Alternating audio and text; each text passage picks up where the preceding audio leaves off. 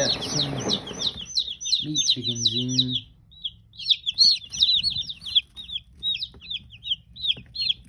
These are Cornish cross chickens. And over here we got our Easter eggers. Yeah, those are Easter eggers, and these are the, whatchamacallums, the Rhode Island Reds. All 10 still doing good. You guys will update on them. We're feeding the Cornish cross, the Demar 20% chicken feed, and the rest of them are getting these non-medicated Purina. I don't know what. Probably not as high, but